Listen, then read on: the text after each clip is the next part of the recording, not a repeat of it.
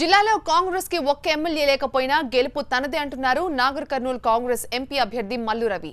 కేసీఆర్ నియంతృత్వ పోకడలకు లోక్సభ ఎన్నికల్లో విజయం సాధించి సమాధానం చెప్తామంటున్నారు. నేతలు వెళ్లినా కాంగ్రెస్ ఆర్మీ తనతోనే ఉందంటున్న మల్లు రవితో మా ప్రతినిధి సమీ ఫేస్ టు ఫేస్. ముగియడంతో ఇక అన్ని పార్టీలు కూడా ప్రచారం వైపు దృష్టి సారించడం జరిగింది. వీలైనంత ఎక్కువ ఓటర్లను ఆకర్షించేందుకు ప్రయత్నం చేస్తున్నారు. ముఖ్యంగా బీజేపీ, కాంగ్రెస్, టీఆర్ఎస్ సంబంధించిన అభ్యర్థులంతా కూడా ఇప్పుడే ప్రచారాన్ని ముమ్మరం చేయడం జరిగింది. ప్రస్తుతం మనం నాగర్ కర్నూల్ పట్టణం ఉన్నాం. మనతో పాటు కాంగ్రెస్ అభ్యర్థి మల్లు రవి ఉన్నారు. సార్ చెప్పండి, ముఖ్యంగా మీరు మీకు సంబంధించిన 7 అసెంబ్లీ కాన్స్టిట్యున్సీలో ఒక కాంగ్రెస్ ఎమ్మెల్యే ఉన్నారు, ఆయన కూడా టీఆర్ఎస్లోకి వెళ్ళిపోవడం జరిగింది. ఇప్పుడు మీకు చేయడానికి కానీ అంటే ఈ సిట్టింగ్ ఎమ్మెల్యే ఎవరు లేకపోవడం మీ గెలుపు అవకాశాలు ఎలా ఉంటాయి? దీని మీద ఒక సైన్యంలో కమాండర్స్ ఉంటారు, దాని కింద యాక్చువల్గా యుద్ధం చేసే వాళ్ళు ఉంటారు. సైన్యం కమాండర్స్ లేకపోయినా యుద్ధం చేస్తే మనం గెలుస్తాం. ఇక్కడ కమాండర్సే ఎమ్మెల్యేస్. ఈ కమాండర్స్ పోయారు, కానీ ఆర్మీ మొత్తం నాతోనే, కాంగ్రెస్ పార్టీతోనే ఉంది. కాంగ్రెస్ పార్టీలో ఉన్న ఆర్మీ నన్ను ఎంపీగా గెలిపిస్తుంది. కాంగ్రెస్ పార్టీకి ఓటేసి గెలిపించి 7 అసెంబ్లీలో కాంగ్రెస్ పార్టీ ప్రజాప్రతినిధిగా పనిచేసే ఒక వ్యక్తిని గెలిపించాలనే కసి, తపన ఇవాళ కాంగ్రెస్ పార్టీ వాళ్ళలో వచ్చింది. దానివల్లనే అప్పుడు గెలిచాను ఎంపీగా, దానివల్లనే ఇప్పుడు గెలుస్తాను ఎంపీగా. అరే ఎమ్మెల్యేలు ఎక్కడా లేరు, ఒక్క ఎంపీని గెలిపిస్తే ఈయన 7 అసెంబ్లీకి గొడుగు పట్టినట్టుగా కాంగ్రెస్ పార్టీ తరఫున పనిచేస్తాడనే విషయాన్ని ప్రజలు గమనించారు. ఆ ప్రజల యొక్క సపోర్ట్తోనే నేను ఎంపీగా గెలుస్తాను. ముఖ్యంగా టీఆర్ఎస్ పార్టీ ఎన్నికల ముందు ఆపరేషన్ ఆకర్షణ అని చెప్పేసి చేస్తుంది. మన జిల్లాకు సంబంధించిన ఒక కాంగ్రెస్ కీలక మాజీ మంత్రి, ఒక ఎమ్మెల్యే కూడా పోవడం జరిగింది. దీని అంతటా రాష్ట్ర వ్యాప్తంగా చూసుకున్నట్టయితే ఈ ఆపరేషన్ ఆకర్షణ ఈ ఎన్నికల టైంలో ఎలా తీసుకోవచ్చు? అనైతికమైన రాజకీయాలని వెనక్కి పంపి రాజ్యాంగబద్ధంగా, చట్టబద్ధంగా చేయాల్సిన పనులన్నీ వ్యక్తిగతంగా వారు ఏం చెప్తే అదే జరగాలనే విధంగా చేయటంలో భాగంగానే ఇది చేస్తున్నారు. ఇవాళ టీఆర్ఎస్ పార్టీకి ప్రభుత్వాన్ని ఏర్పాటు చేయడానికి కావాల్సిన సంఖ్య ఎంత? 60, 63, 64 కావాలి.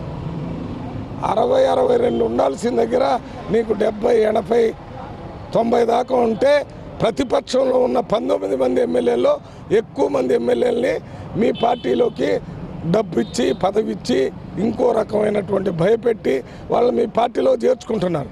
దీనివల్ల మీకు ఏ రకమైన ఉపయోగం లేదు. మీ దగ్గర ఉన్నటువంటి ఒక పాత్ర నిండిపోయి ఉంది. నువ్వు ఎన్ని నీళ్లు దాంట్లో పోసినా అన్ని కింద పోవటమే, దాంట్లో ఒక్క చుక్క కూడా మిగలదు. అదే రకంగా నీకు అవసరం లేని ఎమ్మెల్యేలని ఊరికి అక్కడ పడేయటానికి వాళ్ళు ఏ రకంగా ఉపయోగం. నేను ఒక్క ఉదాహరణ చెప్తాను. ఇవాళ 7 అసెంబ్లీలో హర్షవర్ధన్ రెడ్డి ఒక్కడే ఎమ్మెల్యే కొల్లాపూర్. కాంగ్రెస్ పార్టీలో 14 ఎమ్మెల్యేలకి ఒక్కడే గెలిచారు మహబూబ్నగర్లో.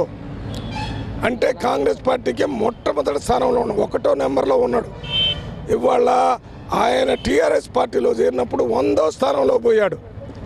100వ వాడు. అంటే ఆయన ప్రోటోకాల్ సిస్టము 100వ స్థానం. ఇంకోటి పోతే 101. వాళ్ళ దగ్గరికి ఎప్పుడు రావాలా, సీఎం ఎప్పుడు మాట్లాడాలా. నాగర్ కర్నూలులో ప్రజలు చాలా చైతన్యవంతులు. వారిని అణిచివేయడానికి తయారు చేస్తే వాళ్ళు ఎదురు తిరుగుతారు.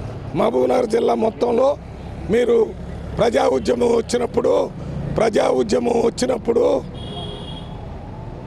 నాగర్ కర్నూలులో ప్రజలు ఎక్కువ భాగం నక్సలైట్ల ఉద్యమంలో పోయిన చరిత్ర నాగర్ కర్నూలు పార్లమెంట్లో ఉంది, మహబూబ్నగర్లో లేదు.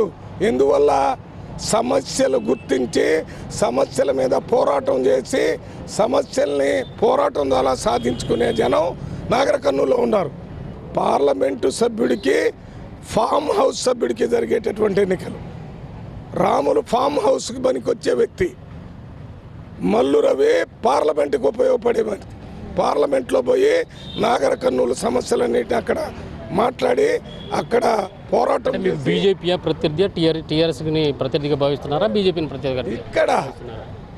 ఇక్కడ ప్రత్యేకమైన పరిస్థితులు ఇక్కడ కానీ రాష్ట్రంలో కానీ మేమే 16 గెలుస్తామని చెప్తున్నటువంటి టీఆర్ఎస్ పార్టీ వాళ్ళ అధికారంలో ఉన్నారు, 7 ఎమ్మెల్యేలు ఉన్నారు. కాబట్టి నాగర్ కర్నూలు ఎమ్మెల్యే ఎంపీ మేమే గెలుస్తాము, 16 అంటే తక్కిన మిగిలిన హైదరాబాద్ తప్ప తక్కిన 16 గెలుస్తామని చెప్తున్నారు.